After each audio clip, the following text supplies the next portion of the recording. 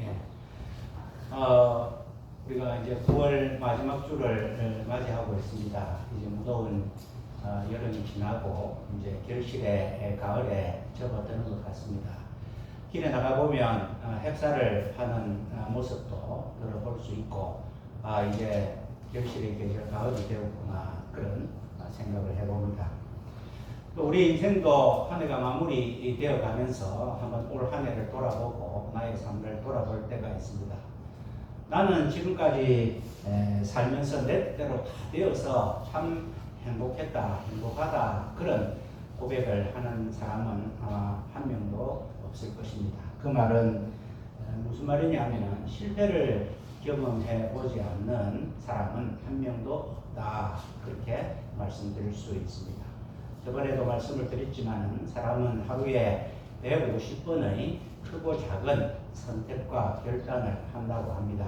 무엇을 입을까, 먹을까, 또 어디를 갈까 하는 그러한 작은 그런 선택부터 누구를 만날까, 어떤 직업을 가질까, 또 누구와 결혼을 할까 하는 그러한 중요한 선택까지 사람은 연속 평생에 그렇게 수만 번의 선택과 결정을 하는데, 결국 지나가서 보면은 오히려 실패를 경험하지 않는 사람이 없는 것이 아니라 내 삶에 성공보다는 더 실패가 많은 것이 아닌가 하는 그런 생각이 들 때가 있습니다.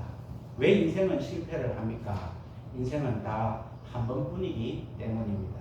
10대도 내가 처음 경험했고, 20대도 처음 경험했고, 50대, 60대도 다 처음 경험하기 때문에 나의 지혜가, 나의 능력이 부족하기 때문에, 유한하기 때문에 내 생각대로 열심히 산다고는 하였지만 내가 내린 결정들이 때로는 잘못된 결정일 수가 있는 그러한 삶을 살고 있습니다. 그런 것을 좀 방지하기 위해서 부모는 자식들에게 충고도 하고 조언도 하고 잔소리도 합니다. 왜냐하면 내가 한번 살아보니까 실패가 어떻게 하면 실패되고 어떻게 하면 기쁘고 성공이고 하는 것을 경험했기 때문에 자식들에게 이래라 저래라 이야기를 합니다만은, 그 잔소리나 충고, 부모의 그 잔소리나 충고를 좋아하는 자식들은 아무도 없습니다. 내 뜻대로 살겠다는 것이니, 내 경험대로 살겠다는 것이니, 비록 실패하더라도 그런 간섭이 싫다, 그런 것이 인간의 본성이고 우리의 삶의 모습인 것 같습니다. 그래서 자기대로 열심히 살지만 또 삶을 돌아보면 내 삶에 성공보다는 실패가 많았다, 그런 후회의 연속을 하는 그런 것이 우리의 인생의 모습인 것 같습니다. 오늘 이스라엘 백성들도 마찬가지입니다. 이스라엘 백성들에게 모세가 절대 실패하지 말라고, 자기의 인생에 120년 동안 살아보니까 우리가 딱 살 길은 하나님밖에 없는데, 그래서 모세가 신명기서를 통해서 남기고 싶은 말은, 너희가 마음을 다하고 성품을 다하고 힘을 다하여 주 너의 하나님을 사랑하라.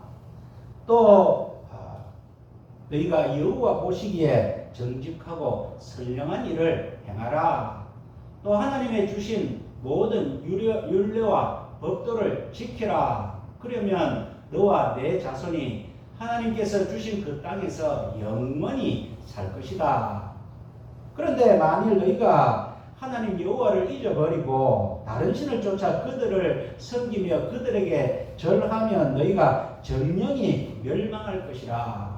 그렇게 모세는 마지막 유언처럼 이야기를 하였습니다. 그러면서 마지막 설교에 내가 천지를 불러서 증거를 삼노니 너희 앞에 내가 생명과 사망과 복과 저주를 두었다. 너희가 살기 위해서 생명을 택해야 되지 않겠느냐 하는 그러한 결단 촉구로 모세는 말씀을 마치고 있습니다.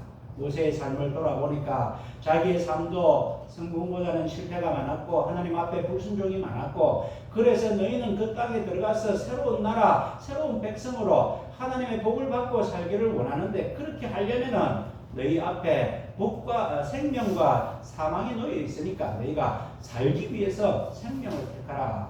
여호수아도 마찬가지입니다. 여호수아도 마지막 죽기 전에 이 백성들에게 그러므로 너희는 이제 여호와를 경외하며 성실과 진정으로 그를 섬기는 것이라. 만일 너희가 여호와를 섬기는 것이 좋지 않다고 생각하면은 강 저편에서 너희 조상들이 섬기던 그 신과 아니면은 지금 거하는 아모리 족속들이 거하는 신들을 섬기든지 너희가 누구든지 선교자를 섬기라. 나와 내 집은 오직 여호와만 섬기겠다. 그렇게 하면서 여호수아도 이제 생을 마감하면서 이 백성들에게 오직 하나님만 섬기라 하는 그러한 부탁을 하고 있습니다. 그런데 우리가 여호수아 사후의 사사기 시대를 보면은 사람들이 각기 자기의 소견에 오른 대로 잘 선택한 적도 있었고 또 실수한 적도 있었고 그것을 반복하면서 그 이스라엘 백성들의 삶은 처음에는 매우 좋음에서 좋음, 나쁨, 매우 나쁨으로 점점 나락에 떨어지는 그러한 삶의 모습을 보게 됩니다. 하나님을 멀리 했더니 그들이 하나님으로부터 멀리함을 당하는 그러한 영적 고통을 당하고 살아가더라 하는 것입니다. 하나님을 향한 영적 삶이 바로 서지 못하니까 육적인 고통의 삶을 겪게 되는 것이 이후의 여호수아 이후의 이스라엘 백성들의 삶이다 하는 것입니다. 나중에는 결국 나라가 망하게 되었고 바벨론의 포로로 잡혀가서 바벨론의 노예가 됩니다. 오히려 우리 이스라엘 백성들의 조상이 애굽의 노예로 살았던 그 삶보다 더 못할 정도로 바벨론의 노예로 사는 그러한 결과에 빠지게 되는 것이 이스라엘 백성들의 역사다라는 것입니다. 우리가 바벨론에서 이스라엘 그 백성들이 참 그 바벨론의 멸시와 조롱과 그 이민족의 권력 앞에 굽혀서 노예로 사는 그러한 비참한 삶을 소개하는 시편이 있습니다. 137편에 보니까 그때의 심정을 이렇게 노래합니다.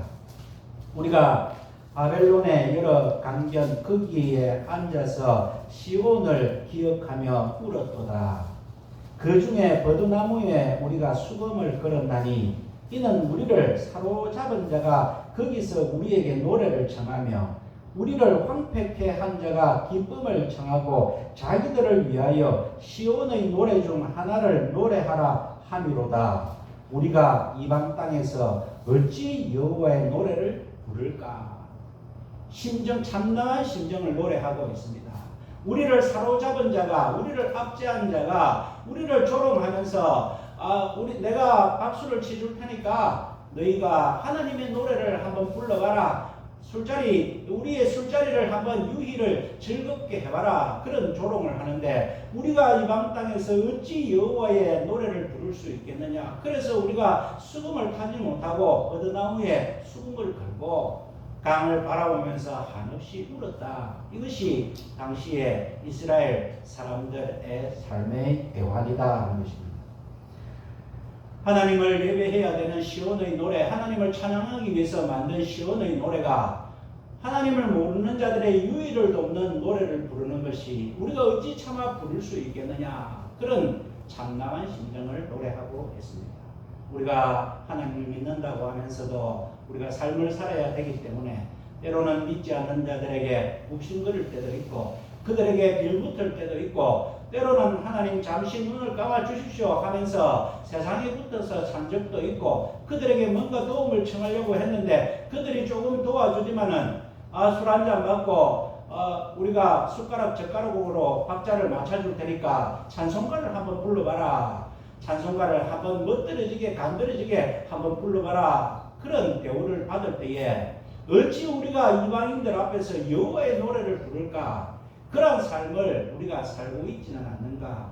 하나님의 백성이 하나님에 대한 신앙을 저버리니 세상의 조롱거리가 되고 하나님의 주신 사명을 망각하니 믿지 않는 자들의 비웃음거리가 되는 그러한 삶을 사는 것이 이스라엘 사람들의 모습이었다는 것입니다. 요단강물이 끊어지고 여리고성이 무너지고 하는 놀라운 홍해 바다가 갈라지는 그러한 놀라운 그러한 영광과 축복을 받으면서 시작했던 이스라엘 백성들이 어찌하다가 하나님을 버리고 적당하게 살다가 어찌하여 우리가 이방 땅에서 여호와의 노래를 이들을 위해서 부를 수 있을 것인가 하는 지경까지 가게 되었던 것이 이스라엘의 삶의 모습이다 하는 것입니다. 그런데 오늘 본문 말씀에는 갑자기 느닷없이 전혀 노력하지 않았는데 준비도 안 했는데 이스라엘에게 해방이 선포되고 고국으로 돌아가라는 소식이 전파된다는 것입니다. 바사왕 고레스가 등장하자마자 고레스는 그의 정책이 모든 사로잡힌 자들을 고향에 내어 보내야 되겠다. 왜 그런 생각을 했을까? 물론 자기의 정치에 당평책으로 더 유리하도록 판단을 했는지 모르겠지만 그 마음을 움직이시는 분은 하나님이시고 이스라엘 백성들은 우연히 느닷없이 이런 행복을 누리는지 모르겠지만 하나님께서는 200년 전에 이사야의 선지자의 입을 통하여서 고레스라는 인물을 보내어서 내가 너희를 포로 70년 만에 해방시키겠다고 말씀을 하셨는데 이스라엘 백성들은 그 말씀을 잊어버리고 그냥 그저 죽지 못해가 살면서 우리가 어찌 여호와의 백성으로 이 지경까지 왔나 그렇게 한탄하며 살았던 이스라엘 백성들에게 오늘 하나님께서는 갑작스런 해방을 선포하시니 오늘 126편 1절에 보니까 여호와께서 시온의 포로를 돌리실 때에 우리가 꿈꾸는 것 같았도다.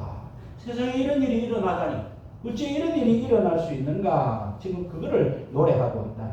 그때에 우리 입에는 웃음이 가득하고 우리 혀에는 찬양이 찼었도다. 그때에 문나라 가운데서 말하기를 여호와께서 그들을 위하여 큰 일을 행하셨다 하였도다. 여호와께서 우리를 위하여 큰 일을 행하셨으니 우리는 기쁘도다. 얼마 전까지만 하더라도 우리가 이 삶이 언제 끝날 것인가, 우리가 어찌 이방 땅에서 여호와의 노래를 부를 것인가, 우리가 하나님을 찬양하지 못하고 언제까지 이렇게 조롱거리로 살아갈 것인가 라고 생각했던 그 백성들에게 하나님은 하나님의 계획대로 사람들이 볼 때는 어느 날 갑자기 하나님은 해방을 선포해 주신다는 것입니다. 그러니까 과거에 슬퍼했던 그 입에서 웃음이 나오고 그 혀에서 찬양이 나오고 끊이지를 않는데 얼마나 기쁜지 모르겠다 하는 것이 지금 오늘 본문의 1절부터 4절까지 말씀이다 하는 것입니다. 이 말씀을 통해 우리가 무엇을 알 수 있습니까? 하나님의 백성들은 절대 희망을 놓쳐서는 안 된다는 것입니다. 이스라엘 백성들이 우리가 문 나라 가운데서 말하기를 여호와께서 그들을 위하여 은혜를 큰 일을 행하셨다 하는데 우리가 생각해도 하나님을 모르는 이방 사람들도 저 백성들은 하나님이 큰 은혜를 베풀어 줬는데 했는데 우리가 아차 싶었다. 우리가 생각하니까 여호와께서 우리를 위하여 큰 일을 행하셨구나. 이미 우리를 이사야를 통하여서 우리에게 해방을 약속하셨고 하나님의 말씀대로 살기로 하나님께서 회복시켜 주실 것이라고 마른 뼈에 살이 붙고 근육이 붙어서 다시 군대가 되는 것을 우리에게 말씀해 주셨음에도 불구하고 우리가 잊고 살았구나. 오늘 이 노래를 듣는 모든 사람들, 이 하나님의 이 시편을 읽는 모든 사람들이요 절대 삶을 포기하지 마십시오. 왜냐하면 우리에게는 하나님이 있기 때문입니다. 지금 그 고백을 지금 하고 있다 하는 것입니다. 바벨론의 포로로 잡혀간 이스라엘 백성들에게는 전혀 희망이 없었습니다.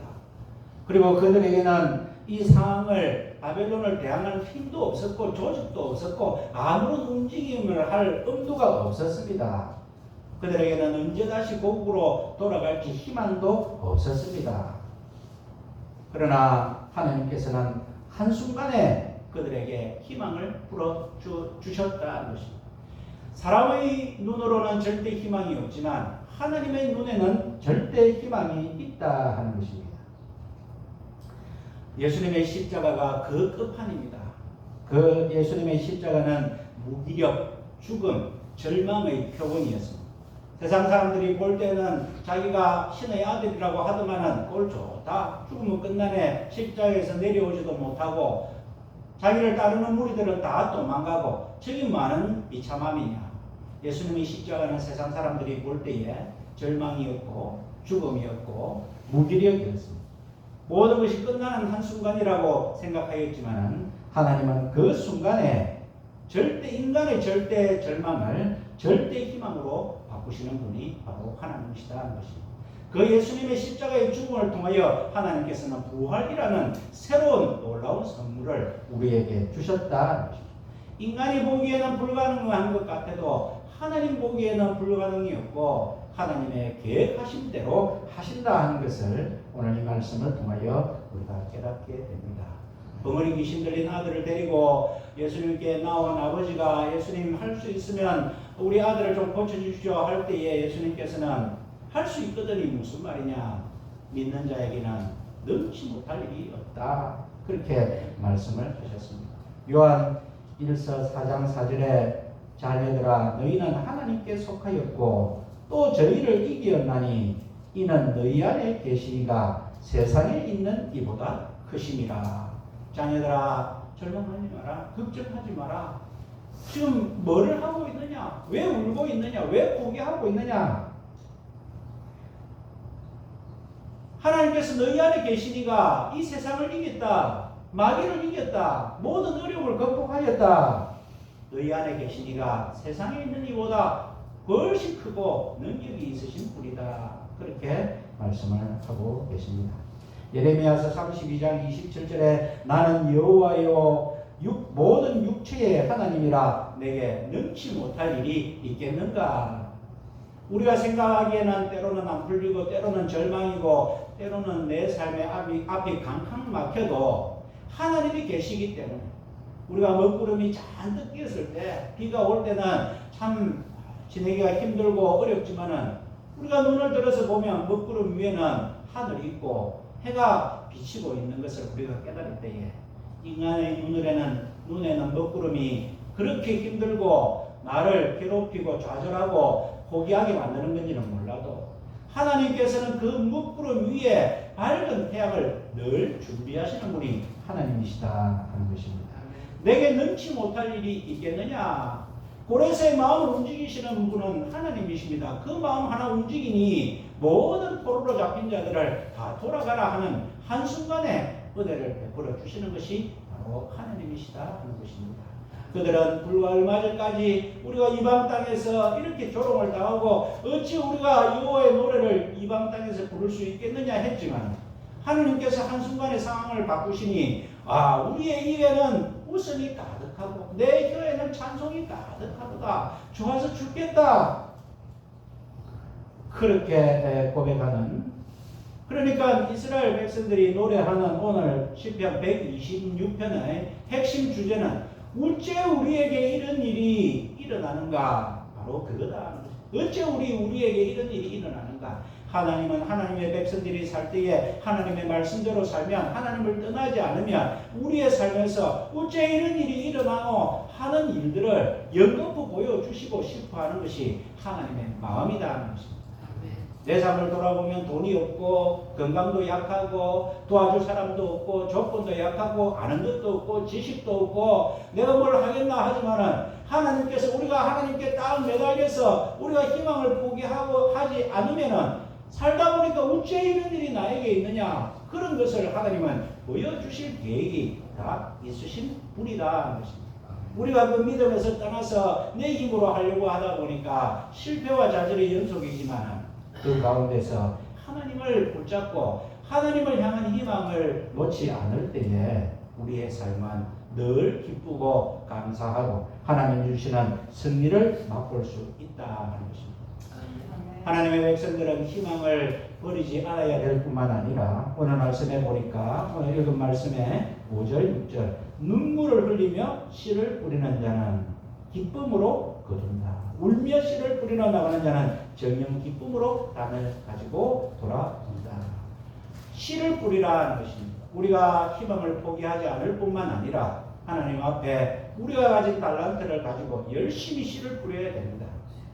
농부는 가을에 결실을 맺기 위해서 어쨌든 좋은 씨를 뿌리려고 하고 좋은 모종을 뿌리려고 하고 중간에 잡초가 생기면 제거하고 병이 들면 약을 뿌리고 최선을 다하여 노력을 합니다. 우리가 하나님 앞에 기도도 열심히 해야 되겠지만 기도로 우리의 모든 것이 될 수가 없고 하나님 앞에 내가 가진 달란트대로 열심히 내가 2달란트를 가졌으면 2달란트대로 5달란트를 가졌으면 5달란트대로 하나님 앞에 열심히 씨를 뿌릴 때에 오늘 본문 말씀에는 씨를 뿌리는데 그저 그렇게 덜렁덜렁 뿌리라는 것이 아니고 눈물로 씨를 뿌리라는 것이 진심으로 씨를 뿌리라는 것이 하나님이 주신 그런 능력으로 최선을 다하여 씨를 뿌려라 하는 것입니다. 김연아 선수가 공중에서 세 바퀴 도는 트리플 그것을 하기 위해서 수백 번 수천 번을 빙상에서 넘어지는 모습을 보았습니다. 한 번의 성공을 위해서 그렇게 노력을 하듯이 연주자가 무대에서 한 번의 성공을 위해서 끊임없이 노력하고 해보고 연습하듯이 우리의 인생에 하나님 앞에 씨를 뿌리는데 끊임없이 기도의 씨를 뿌리고 피와 땀의 씨를 뿌리고 노력의 씨를 뿌리고 관계의 씨를 뿌리고 또 성실과 부지런함의 씨를 뿌려야 우리가 씨를 뿌릴 때에 눈물로 씨를 뿌릴 때에 기쁨으로 거둔다. 하나님은 씨 뿌리는 자에게 수수하는 것이 하나님의 법칙입니다. 그것은 믿지 않는 자에게도 주신 하나님의 일반 은총입니다. 씨를 뿌려야 됩니다. 어떤 씨를 뿌려야 되느냐? 눈물의 씨를 뿌려야 된다는 것입니다. 하나님의 일을 위하여서 선한 사업을 위하여서 하나님이 기뻐하시는 일을 위하여서 내 삶이 묵고 사는 문제가 아니라 그 나라와 그 의를 위하여서 먼저 씨를 뿌릴 때에 하나님은 그 모든 것을 더하여 주시겠다고 말씀하여 주셨습니다. 너희가 내 안에 내 말이 너희 안에 거하면 너희가 무엇이든지 구하라. 구하는 대로 이루겠다. 이 하나님의 약속이라는 것입니다.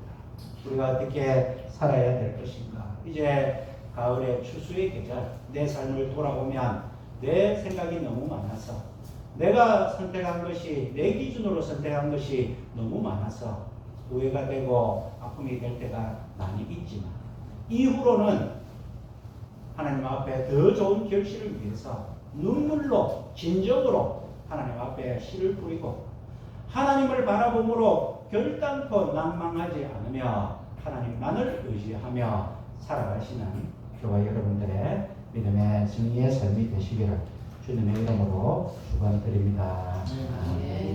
사랑과 은혜의 하나님 아버지, 하나님의 백성들도 우리처럼 또 우리 생각대로 살고 싶어서 모세가 그렇게 애타게 당부하는데 여호수아가 그렇게 애타게 당부하는데 하나님만 선택하라, 하나님만 바라보라고 말씀을 하시는데도 불구하고 우리도 세상에 기웃거리고 세상의 도움을 바라고 세상을 의지하며 살았던 우리의 모습들이 있습니다. 세상이 좀 도와줄 것 같이 하더니만 여기서 너희가 시온의 노래를 우리의 술자리 유흥을 위해서 한번 불러봐라 하는 조롱을 당하는 그러한 아픔을 당하는 것입니다. 오늘 우리가 세상에 의지하여서 때로는 우리도 그런 조롱을 당할 때가 있습니다. 하나님 아버지, 우리의 불순종과 우리의 실패를 하나님 용서하여 주시고 오늘 말씀을 통하여서 결단코 하나님의 백성들은 낭망하지 아니하고 오직 하나님만 바라보고 의지할 때에 어째 우리에게 이런 일이 일어나는지 깜짝깜짝 놀랄 정도로 하나님의 방식으로 우리를 선하게 이끌어 주실 줄 저희들이 믿고 감사를 드립니다. 이 말씀에 순종하여서 저희들 눈물로 씨를 뿌리게 하여 주시고 눈물로 씨를 뿌리면 정녕 반드시 하나님께서는 단을 거두게 하신다는 약속의 말씀을 주셨사오니 이 말씀 저희들 믿고 의지하며 열심히 기도의 씨앗, 노력의 씨앗, 성실의 씨앗, 사랑의 씨앗을 잘 뿌리는 우리 모두가 되어서 우리가 다음 결실에는 더 하나님 앞에 기쁨이 넘치도록 하나님께서 인도하여 주시옵소서. 모든 말씀을 예수님 이름으로 기도하옵나이다. 아멘.